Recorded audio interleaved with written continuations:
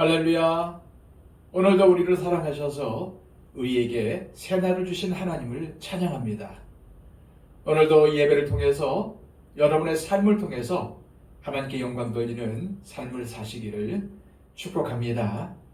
기도하겠습니다. 아버지 하나님, 우리에게 은혜를 더하여 주셔서 새로운 기회를 주시고 새 날을 주시고 새 생명을 주심을 감사합니다. 예수 그리스도 안에 있으면 새로운 피조물이라고 했습니다. 주님, 우리가 오늘도 그리스도 안에 거하게 하여 주시옵소서. 주님의 말씀만 따르게 하여 주시옵소서. 주님만 우리의 주인으로 섬기며 순종하게 하여 주시옵소서. 주님, 오늘도 옛사람이 아니라 새로운 피조물로 살아가기를 원합니다. 성령의 사람으로 살아가기를 원합니다. 순종의 사람으로 살아가기를 원합니다. 그러나 하나님, 우리는 의지가 약합니다. 또한 힘도 부족합니다. 주님, 우리에게 능력을 더하여 주시고 주님의 지혜를 부어 주시옵소서. 또한 우리 마음속에 강한 결단을 더하여 주셔서 우리가 결단한 것 꼭 지키며 살아갈 수 있도록 인도하여 주시옵소서. 예수 그리스도의 이름으로 기도하옵나이다. 아멘. 다 함께 찬송가 413장 찬양 드립니다.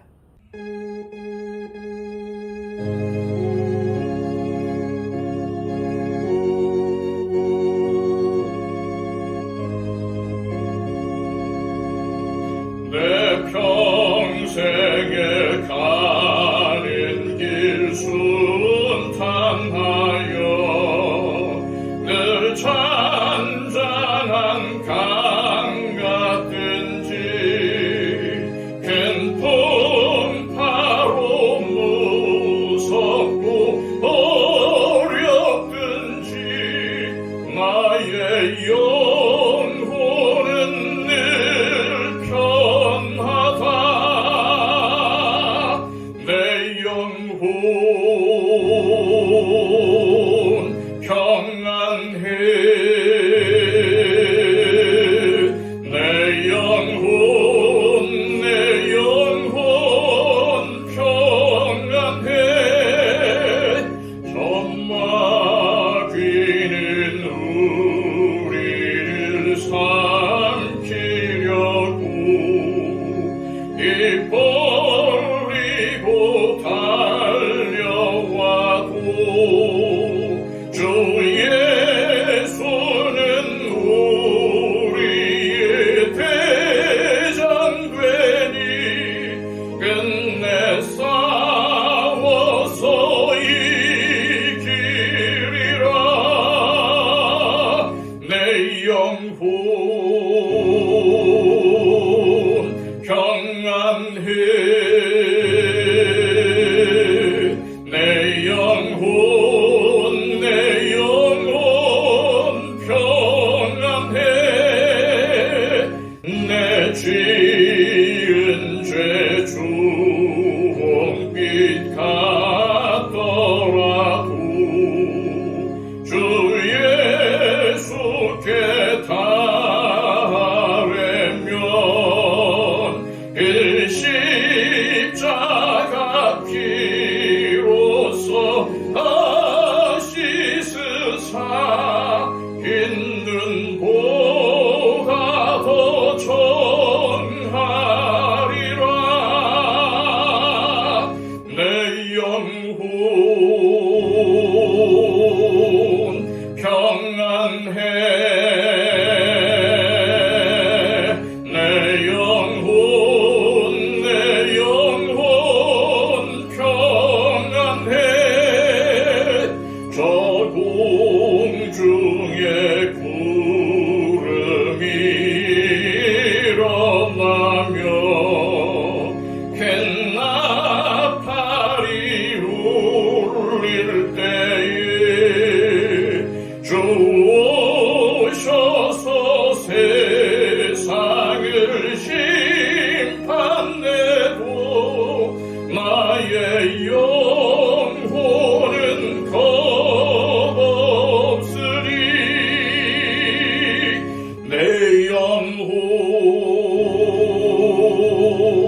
평안해.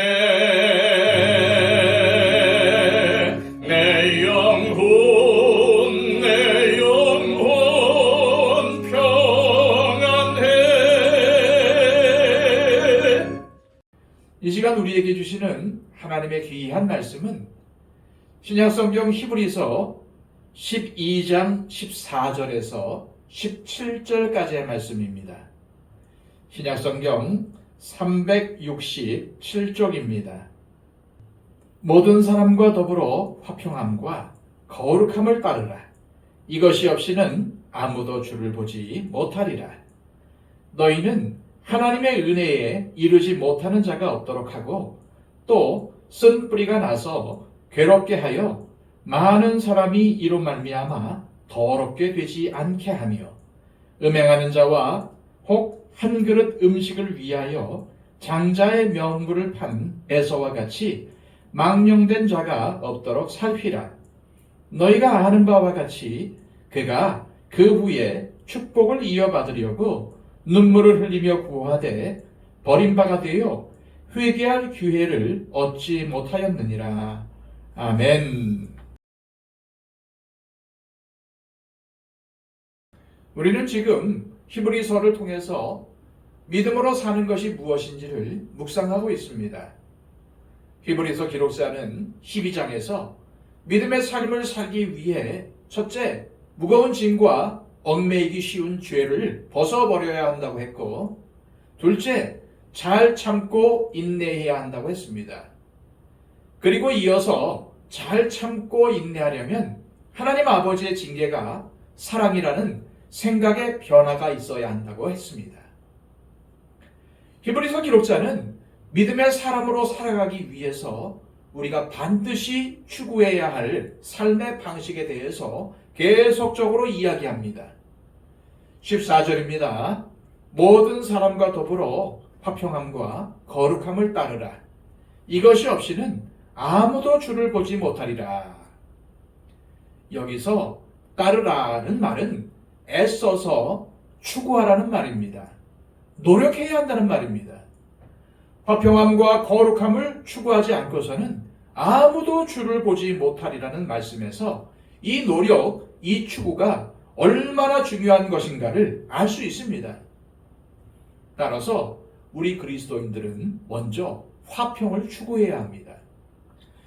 예수님께서 산상수훈 중 팔복을 말씀하시면서 화평하게 하는 자는 복이 있나니 그들이 하나님의 아들이라 일컬음을 받을 것이라고 말씀하셨습니다.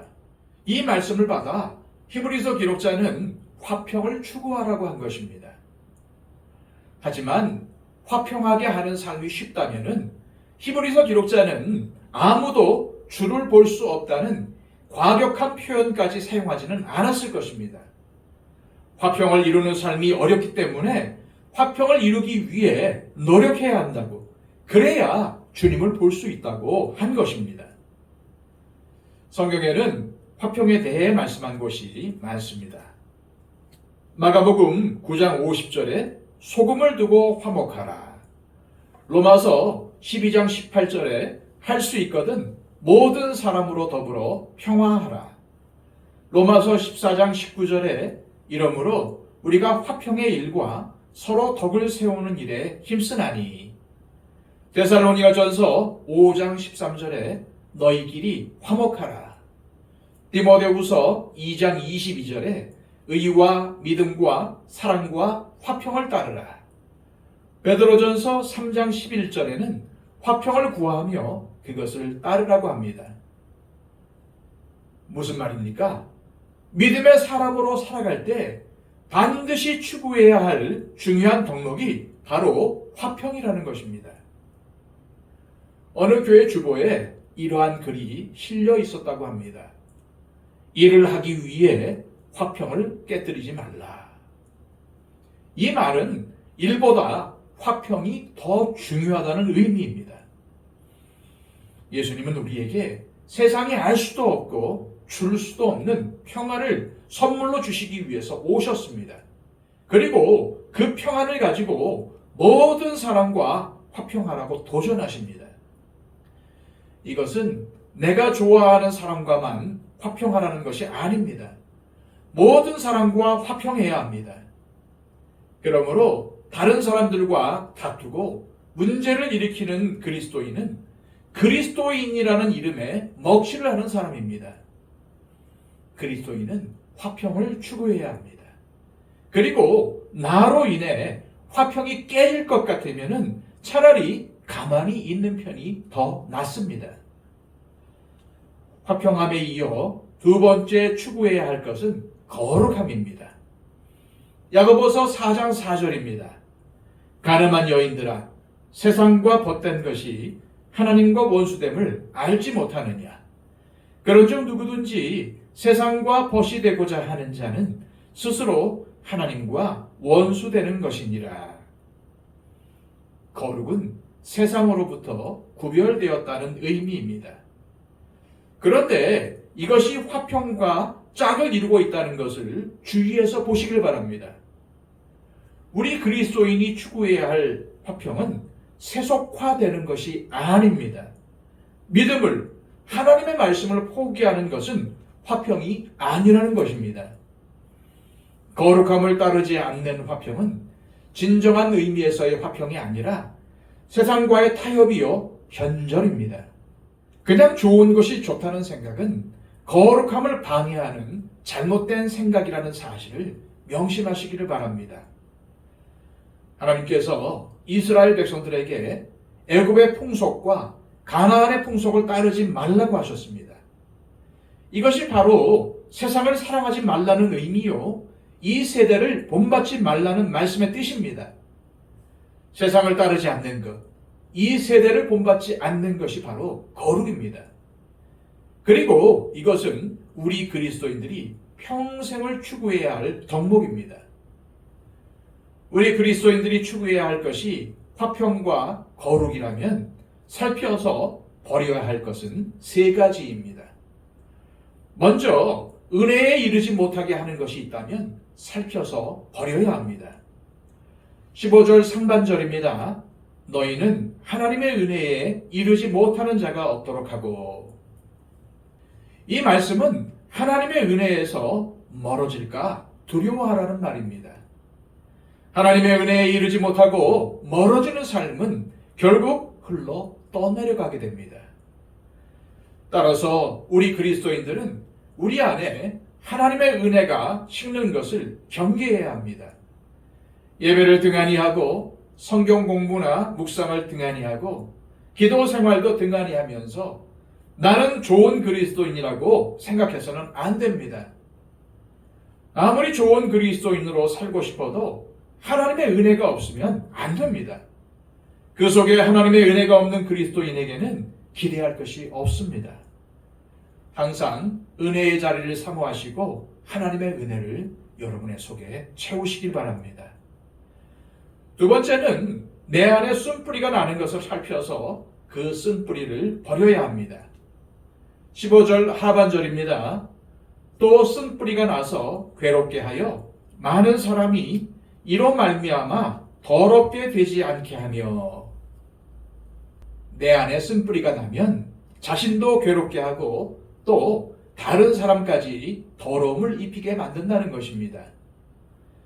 그리스도인들의 마음속에 하나님의 은혜가 사라지기 시작하면 그때부터 움트기 시작하는 것이 바로 쓴뿌리입니다. 이 쓴뿌리는 우선은 자신을 괴롭게 만듭니다. 긍정적으로 보아도 될 상황들을 부정적으로 보기 시작하고 믿음으로 바라보아야 할 것들을 세상의 방법으로 해결해 보려고 합니다. 말씀을 들어도 은혜를 받지 못하고 다른 사람이나 목회자의 잘못된 점들만이 크게 부각되어 보이기 시작합니다. 나는 전혀 문제가 없는데 다른 사람들은 항상 문제가 됩니다. 그리고 그런 시간들이 길어지면 길어질수록 입에서는 절망스러운 말들과 불평과 험담이 떠나지 않습니다. 결국 그러한 행동들은 공동체에 영향을 미치게 되고 그리스도의 몸인 교회를 어렵게 만듭니다. 그러므로 그리스도인인 우리는 하나님의 은혜에서 멀어져서 우리 안에 쓴뿌리가 나서 자라는 것을 두려워하고 또 두려워해야 합니다. 세 번째로 우리가 살펴서 버려야 할 것은 육체적인 음행과 영적인 무지입니다. 16절입니다. 음행하는 자와 혹 한 그릇 음식을 위하여 장자의 명분을 판 에서와 같이 망령된 자가 없도록 살피라. 여기서 말하는 음행하는 자는 결혼을 통해 아름다워질 수 있는 성을 육체의 정력을 위해서 잘못 사용하는 사람을 의미합니다. 그리고 이러한 음행은 영적 상태를 나타내는 반증이 됩니다. 하나님의 은혜에서 멀어진 사람들에게서 잘 나타나는 증상이 바로 헛된 정력으로 마음을 달래려는 것입니다. 히브리서 기록자는 에서를 예로 들면서 이것을 설명합니다. 에서가 하나님의 은혜에서 멀어진 가장 큰 문제는 무엇이었겠습니까?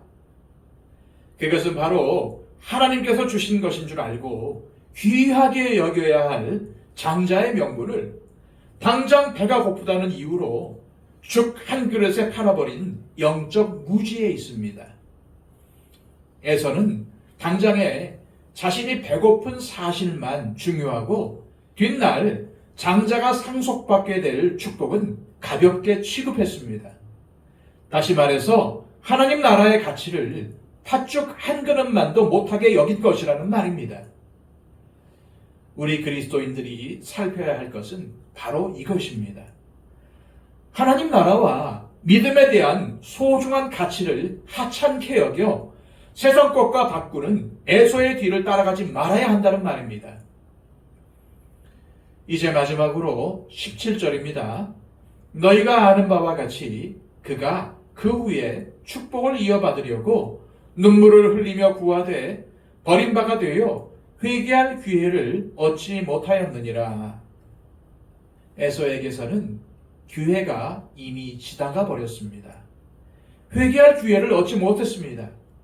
이는 에서가 회한의 날들을 보내야 했다는 말입니다.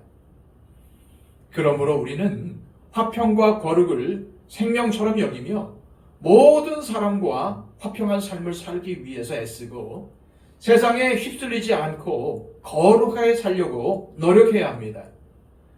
또한 우리 속사람을 살피고 또 살펴서 하나님의 은혜에서 멀어져서 쓴뿌리가 나지 않도록 영적으로 깨어 있어야 하며 또한 육신의 정욕이 원하는 대로 살아서는 안 됩니다.